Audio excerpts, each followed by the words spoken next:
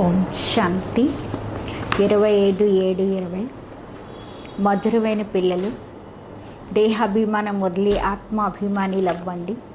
ఆత్మాభిమానిలనే ఈశ్వరీయ సాంప్రదాయస్తులు అంటారు.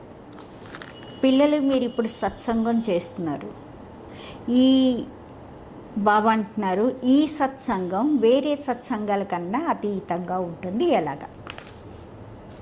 మీరు ఇప్పుడు ఏదైతే సత్సంగం చేస్తున్నారో అది వేరే సత్సంగాలన్నిటికన్నా అతీతంగా ఉంటుంది. ఎలాగా అని అడుగుతున్నారు బాబా. జవాబు, ఇది ఒకటే సత్సంగం. ఇక్కడ మీరు ఆత్మ పరమాత్మ యొక్క జ్ఞానాన్ని వింటారు. ఈ ఒక్క సత్సంగంలోనే మీరు ఆత్మ పరమాత్మ యొక్క జ్ఞానాన్ని వింటున్నారు. ఇక్కడ చదువు ఉంటుంది. మనకు ఒక లక్ష్యం అంటే ఎదురుకుండా మన ముందు ఒక లక్ష్యం ఉంటుంది. వేరే సత్సంగాల్లో చదువు లేదు, వాళ్ళకు ఒక లక్ష్యం అంటూ కూడా లేదు. ఓం శాంతి. అంటే ఇక్కడ మనం చదువుకుంటున్నాం. దేనికోసం చదువుకుంటున్నాం? మనం దేవతలు అవ్వడానికి, లక్ష్మీనారాయణ అవ్వడానికి, సతయుగంలోకి వెళ్ళడానికి, పరంధామానికి వెళ్ళాలి. అక్కడి నుంచి అంటే మనం ఒక లక్ష్యం పెట్టుకొని చదువుకుంటున్నాం. అక్కడ చదువు లేదు, లక్ష్యం కూడా ఉండదు.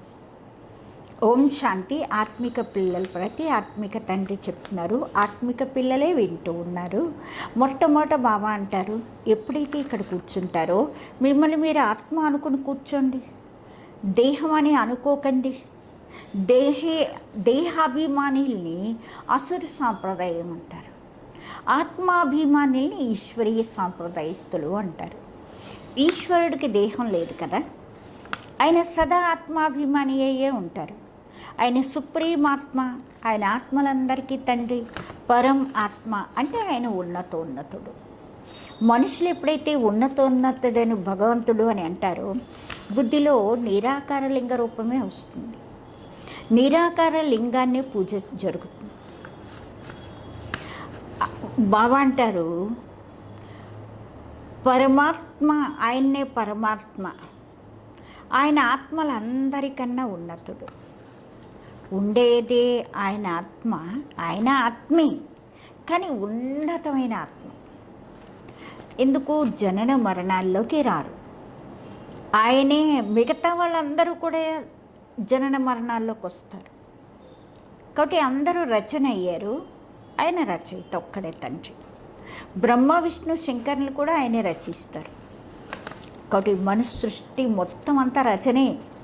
రచయిత అని ఎవరిని అంటారంటే ఒక్క బాబానే అంటారు. పురుషుడు కూడా రచయిత, పురుషుల్ని రచయిత అంటారు. ఎందుకంటే పురుషుడు స్త్రీని దత్తత చేసుకుంటాడు, ఆ తర్వాత ఆమె ద్వారా రచన పిల్లల్ని రచన చేస్తారు, పాలన చేస్తారు. అంతేగాని వినాశనం చేయరు. ఎవరైతే ధర్మస్థాపకులు ఉంటారో వాళ్ళు రచిస్తారు, మళ్ళీ తిరిగి వాళ్ళకి పాలన చేస్తారు. వినాశనం ఎవ్వరూ చేయరు. బేహత్ తండ్రి, ఆయన్ని పరమాత్మ అంటారు. ఎలాగైతే ఆత్మరూపం బిందువో అలాగే పరంపిత పరమాత్మ రూపం కూడా బిందువే. ఇంకెంత పెద్ద లింగం ఏదైతే తయారు చేస్తారో అవన్నీ భక్తి మార్గంలో పూజ కారణంగా తయారు చేస్తున్నారు. బిందు పూజ ఎలా జరుగుతుంది? భారతదేశంలో రుద్ర యజ్ఞాలు రచిస్తారు, మట్టి యొక్క శివలింగాలు, శాలిగ్రామాలు రచిస్తారు, వాటికి పూజ జరుగుతూ ఉంటుంది. దాన్నే రుద్ర యజ్ఞము అంటారు. వాస్తవంలో అసలు పేరు రాజస్వ అశ్వమేధ అవినాశి రుద్ర గీత జ్ఞాన యజ్ఞం. శాస్త్రాల్లో రాసి ఉంది. ఇప్పుడు బాబా పిల్లలకి చెప్తారు, మిమ్మల్ని మీరు ఆత్మ అనుకోండి. ఇంక ఏవైతే సత్సంగాలు ఉన్నాయో అందులో ఆత్మ పరమాత్మ యొక్క జ్ఞానం ఎవ్వరిలోనూ లేదు, ఎవరు ఇవ్వలేరు కూడా. అక్కడ ఎలాంటి లక్ష్యం అంటూ ఏమీ ఉండదు. పిల్లలు, ఇప్పుడు మీరు చదువుకుంటున్నారు. మీకు తెలుసు ఆత్మ శరీరంలో ప్రవేశమవుతుంది. ఆత్మ అవినాశి, శరీరం వినాశి. శరీరం ద్వారానే పాత్ర వేస్తుంది. ఆత్మ అయితే అశరీరి అంటారు కదా, శరీరం లేకుండా వచ్చారు, శరీరం లేకుండానే వెళ్ళాలి. శరీరాన్ని ధారణ చేసుకున్నాం, మళ్ళీ శరీరాన్ని వదిలేసి శరీరి అయి వెళ్ళాలి. ఇది బాబా పిల్లలకు కూర్చోబెట్టి అర్థం చేయిస్తారు. ఇది కూడా పిల్లలకి తెలుసు. భారతదేశంలో సతీయుగం ఉండేది, అప్పుడు దేవీ దేవతలు రాజ్యం చేసేవాళ్ళు, ఒకటే ధర్మం ఉండేది. ఇది కూడా భారతవాసులకి తెలీదు. బాబా బాబాని ఎవరు తెలుసుకోలేదో వాళ్ళకి ఏమీ తెలియదు. ప్రాచీన ఋషి ముందు అనేవారు, మాకు రచయిత రచన గురించి మాకేమీ తెలియదు అని. రచయిత బేహద్ తండ్రి, ఆయన రచన యొక్క ఆది మధ్య అంత్యం తెలుసు ఆయనకి. ఆది అంటారు స్టార్టింగ్, మధ్యలో ఆదిలో సతయుగం, దాన్ని పగలంటారు. తర్వాత మధ్య నుండి అంత్యం వరకు రాత్రి. పగలు సత్యత్రేతాయుగాలు, స్వర్గం, వండర్ ఆఫ్ ది వరల్డ్. భారతదేశమే స్వర్గంగా ఉండేది, అందులో లక్ష్మీనారాయణ రాజ్యం చేస్తూ ఉండేవారు. ఇది భారతవాసీలకే తెలియదు. బాబా ఇప్పుడు స్వర్గాన్ని స్థాపన చేస్తున్నారు. బాబా అంటారు, మిమ్మల్ని మీరు ఆత్మ అనుకోండి, మేము ఫస్ట్ క్లాస్ ఆత్మ. ఈ సమయంలో మనుషు మాత్రులందరూ దేహాభిమానిలే. బాబా ఆత్మాభిమానిగా తయారు చేస్తారు. ఆత్మ అంటే ఏమిటి ఇది బాబావే చెప్తారు. మనుషులకి ఏమీ తెలియదు. భలే అంటారు కూడా, బ్రుకుటి మధ్య మెరుస్తూ ఉంటుంది నక్షత్రం, కానీ అదేమిటి, ఎలా దాంట్లో పాత్ర నిండి ఉంది ఏమీ తెలియదు. ఇప్పుడు మీకు బాబా చెప్తున్నారు, మీరు భారతవాసీలు 84 జన్మల పాత్ర వేయవలసి ఉంటుంది. భారతదేశం అన్నిటికన్నా ఉన్నతమైన ఖండం. ఎవరైతే మనుష్య మాత్రలు ఉన్నారో వాళ్ళందరికీ ఇది తీర్థస్థానం. సర్వుల సద్గతి దాత బాబా ఇక్కడికే వస్తారు. రావణ్ రాజ్యం నుండి లిబరేట్ చేసి అందరికీ గైడ్గా మారి తీసుకెళ్ళిపోతారు. మనుషులు ఎలా అంటారంటే అర్థం ఏమీ తెలియదు వాళ్ళకి. భారతదేశంలో మొట్టమొదట దేవీ దేవతలు ఉండేవారు, వాళ్ళే మళ్ళీ పునర్జన్మలు తీసుకోవాల్సి వస్తుంది. భారతదేశమే తిరిగి దేవత, క్షత్రియ, వైశ్య, శూద్ర అవుతారు, పునర్జన్మలు తీసుకుంటారు. ఈ జ్ఞానం పూర్తిగా అర్థం చేసుకోవడానికి 7 రోజులు పడుతుంది. పతిత బుద్ధిని పావనంగా తయారు చేయాలి. ఈ లక్ష్మీనారాయణలు పావన ప్రపంచంలో రాజ్యం చేస్తూ ఉండేవారు. వాళ్ళ రాజ్యం భారతదేశంలో ఉండేది. వేరే ధర్మాలు ఏవి ఉండేవి కాదు, ఒకటే రాజ్యం ఉండేది. ఎంత సంపన్నంగా ఉండేది. వజ్రవైడూర్యాల మహల్లు ఉండేవి. రావణ రాజ్యంలో అందరు పూజారీలు అయిపోయారు. తర్వాత భక్తి మార్గంలో మందిరాలు అవి తయారు చేశారు. సోమనాథ మందిరం ఉండేది కదా, ఒక్క మందిరంలోనే ఒక్క మందిరమే ఉంటుందండి. అప్పుడు బాబా అంటారు, చూడండి ఇక్కడే శివుని మందిరాలు ఎన్ని, బాబా అంటారు ఎంత వజ్ర వైడూర్యాలతో తయారు చేస్తే గజనీ మహమ్మద్ ఒంటెలతో నింపుకుని వెళ్ళిపోయాడు. అంత సంపత్తి ఉండేది. అంటే బాబా అంటారు, ఏం లక్షల ఒంటెల్లో తీసుకెళ్ళాడు నింపుకుని. సతయుగం బంగారు, సతయుగంలో మరి బంగారం వజ్ర వైడూర్యాలతో అనేక మహళ్ళు ఉండేవి కదా.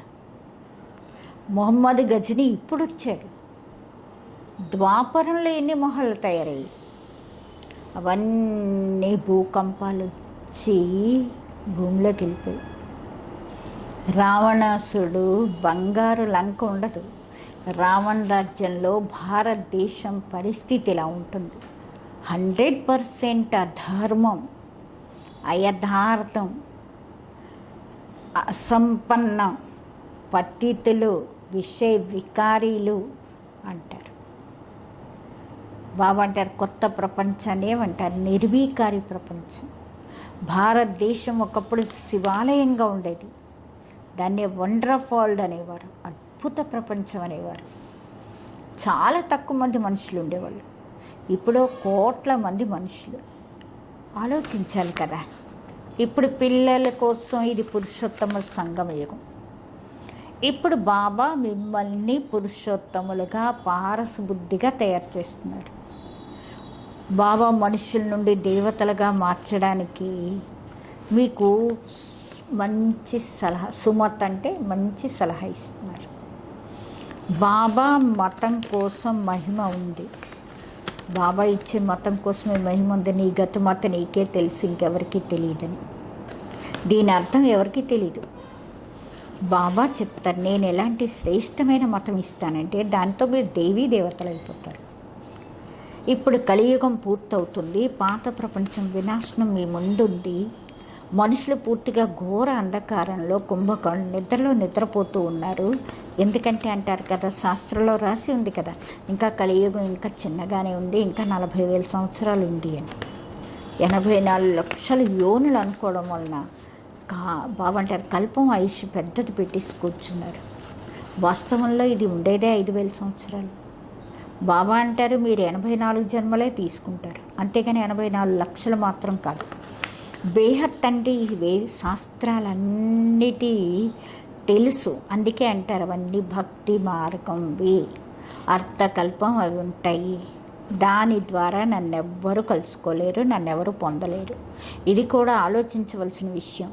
ఒకవేళ కల్పం ఆయుష్ లక్షల సంవత్సరాలు ఇచ్చినట్లయితే ఇక్కడ మనుషుల సంఖ్య ఇంకా ఈ అన్నిటి సంఖ్య ఎంత పెరిగిపోయి ఉండేది. ఎప్పుడైతే క్రిస్టియన్లో సంఖ్య 2,000 సంవత్సరాల్లో ఇంత అయిపోయింది అంటే భారతదేశంలో అసలు దేవీ దేవత ధర్మం ఉండేది.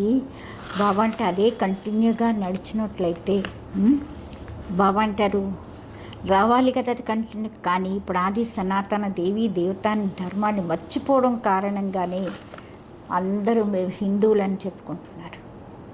హిందూ ధర్మం అన్నది లేనే లేదు అసలు.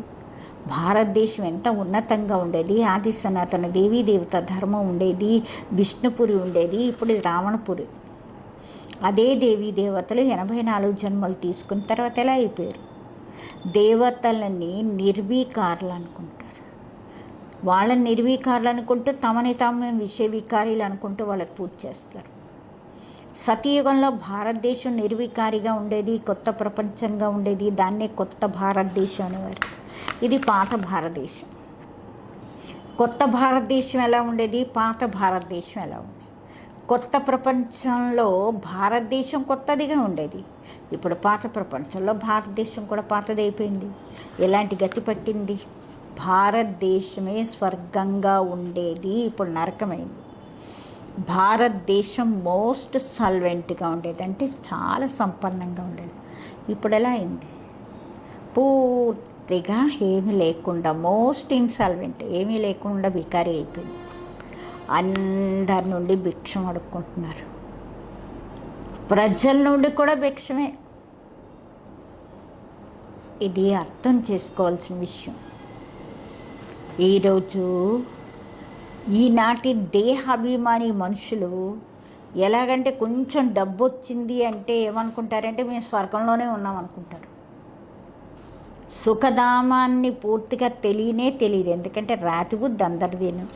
ఇప్పుడు వాళ్ళని పారసబుద్ధిగా మార్చడం కోసమే ఏ రోజు బట్టీలో కూర్చోబెట్టండి, ఎందుకంటే పతితులు కదా. పతితుల్ని బాబా అంటున్నారు, పతితులు ఎక్కడైతే రావడానికి వీల్లేదన్నాడు మధు, ఇక్కడ పావనులే ఉండగలరు, పతితులకి ఎలవ్ లేదన్నారు మధుబన్లో. ఇప్పుడు మీరు పురుషోత్తమ సంగమ యుగంలో కూర్చున్నారు. తెలుసు బాబా మమ్మల్ని ఇలా పురుషోత్తములుగా తయారు చేస్తున్నారు. ఇది సత్యమైన సత్యనారాయణ కథ. సత్యమైన తండ్రి మిమ్మల్ని నరుని నుండి నారాయణగా మార్చే రాజయోగాన్ని నేర్పిస్తున్నారు. జ్ఞానం ఒక్క బాబా దగ్గర మాత్రమే ఉంది. ఆయన్నే జ్ఞాన సాగరుడు అంటారు. శాంతి సాగరుడు, పవిత్రతా సాగరుడు, ఇవన్నీ ఆయన మహిమలే. వేరే వాళ్ళు ఎవరికి ఇలాంటి మహిమలు లేవు. దేవతల మహిమ వేరు, పరంపిత పరమాత్మ శివుని యొక్క మహిమ వేరు. ఆయన తండ్రి, కృష్ణుని తండ్రి అని అనరు. ఇప్పుడు భగవంతుడు ఎవరయ్యారు? ఇప్పటికీ భారతవాసి మనుషులకి తెలియదు కృష్ణ భగవాను వాచ అనేస్తూ ఉంటారు. ఆయన పూర్తిగా 84 జన్మలు తీసుకున్నాడు. సూర్యవంశీల నుండి చంద్రవంశీలు అవుతారు, తర్వాత వైశ్యవంశీలు అవుతారు, తర్వాత శూద్రవంశీలు. ఇప్పుడు హంసో సోహం అంటే అర్థం మనకి తెలిసిందంటే మనమే ఒకప్పుడు దేవతల్లో ఉండేవాళ్ళం, తర్వాత క్షత్రియులేయం, తర్వాత వైశ్యులేయం, తర్వాత శూద్రులేయం, మళ్ళీ మనం బ్రాహ్మణులేయం, మళ్ళీ తిరిగి మళ్ళీ మనమే దేవతలు. హంసో సోహం అంటే మేమే పూజ్యులం, మేమే మళ్ళీ పూజారీలని. ఒకటి మన ఆత్మలే ఇక్కడేమంటారు హంసో సోహం అంటే ఆత్మే పరమాత్మ అనేస్తారు. ఎంత రాంగు! ఇప్పుడు మీకైతే చెప్తారు భారతదేశానికి వృద్ధి కళలు ఇంకా ఎలాగ హీన కళలోకి వస్తుంది. ఇది జ్ఞానం, అది భక్తి. సతయుగంలో అందరూ పావనంగా ఉండేవారు, రాజారాణి రాజ్యం నడిచేది, అక్కడ మంత్రులు ఎవ్వరూ ఉండేవాళ్ళు కాదు. ఎందుకంటే రాజారాణి స్వయమే యజమానులు, బాబా నుండి వారసత్వం తీసుకుని ఉన్నారు, వాళ్ళలో తెలివి ఉంది. లక్ష్మీనారాయణలకు ఎవరు సలహాలు ఇవ్వాల్సిన పని లేదు. అక్కడ మంత్రులు అన్న వాళ్ళు ఉండరు. భారతదేశం ఎలాగంటే పవిత్రమైన దేశం లాంటి దేశం ఇంకోటి లేనే లేదు. మహాన్ పవిత్ర దేశంగా ఉండేది. దాని పేరే స్వర్గం. ఇప్పుడు నరకం. నరకంలో మళ్ళీ ఈ నరకాన్ని బాబా స్వర్గంగా తయారు చేస్తారు. అచ్చా మీఠే మీఠే सिखलदे बच्चों प्रति माता पिता बाप दादा का याद प्यार और गुड मॉर्निंग. रूहानी बाप की रूहानी बच्चों को नमस्ते. हम रूहानी बच्चों की रूहानी बाप दादा को याद प्यार गुड मॉर्निंग और नमस्ते. धारणा को मुख्य साరం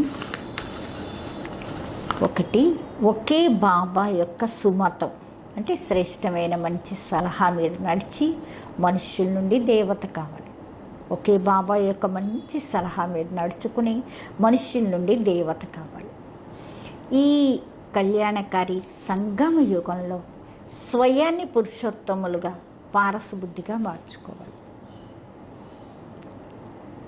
7 రోజులు బట్టీలో కూర్చుని పతిత బుద్ధిని పావన బుద్ధిగా చేసుకోవాలి.